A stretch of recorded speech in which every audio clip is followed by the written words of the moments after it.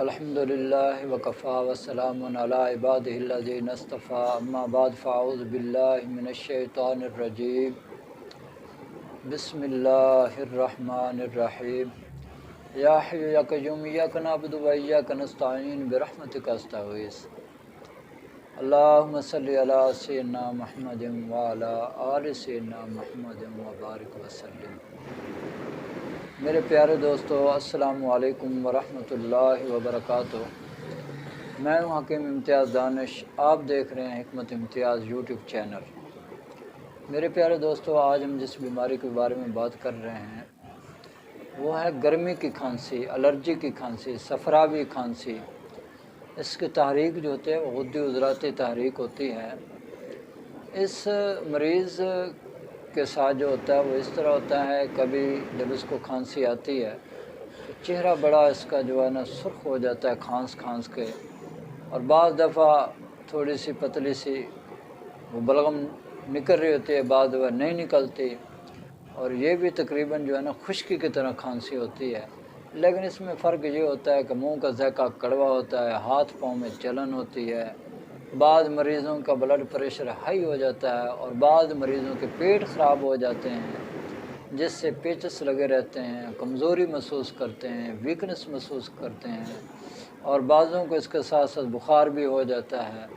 تو میرے پیارے دوستو، دراصل یہ ان لوگوں کو ہوتی ہے یہ بیماری جو گرم چیزیں استعمال کر رہے ہوتے ہیں، تو ان کے جگر میں بہت زیادہ گرمی بڑھ جاتی ہے، اور بعضوں کو پھر جو یورن ہے، پیشاب جو ہے وہ جلن کے ساتھ آ رہا ہوتا ہے، قطرہ قطرہ آ رہا ہوتا ہے، تھوڑی مقدار میں آ رہا ہوتا ہے، لیکن بار بار رہا ہوتا ہے۔ اس کی وجہ کیا ہوتی ہے کہ ان لوگوں کو گرمی ہو جاتی ہے۔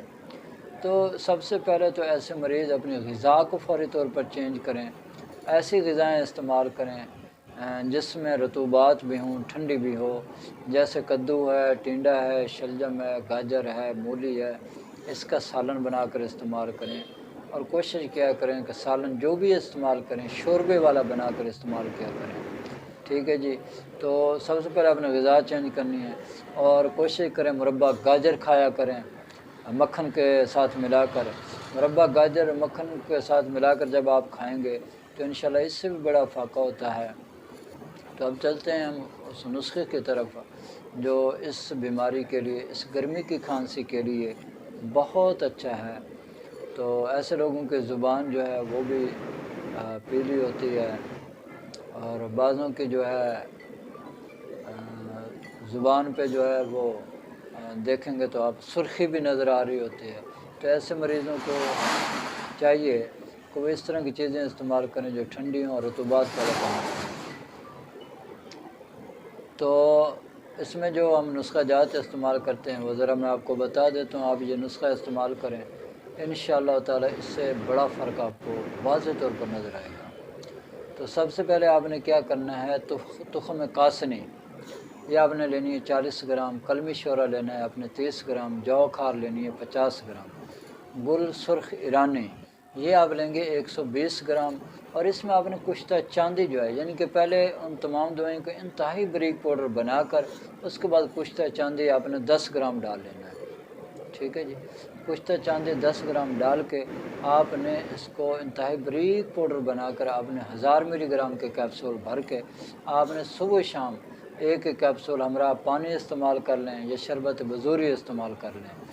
ٹھیک ہے جی۔ یہ صبح شام آپ کھانے کے 1 گھنٹہ بعد استعمال کریں گے، اور اس کے ساتھ ہی ایک وہ ملتی ہے جس کو کہتے ہیں خمیرہ گاؤ زبان سادہ، خمیرہ گاؤ زبان سادہ آپ انصار سے لے لیں گے، چھوٹی آدھی چمچ آپ نے دن کے وقت استعمال کرنی ہے۔ انشاءاللہ تعالیٰ صرف یہ 2 چیزیں ہیں کہ آپ استعمال کریں، انشاءاللہ تعالیٰ جو گرمی کے جتنے بھی مسائل ہیں، گرمی کی جتنی بھی کھانسی ہے، گرمی کے جو مرض ہیں آپ کے اندر، انشاءاللہ تعالیٰ وہ ختم ہونے شروع ہو جائیں گے۔ اور ہمارے جو نسخے ہوتے ہیں بھائی،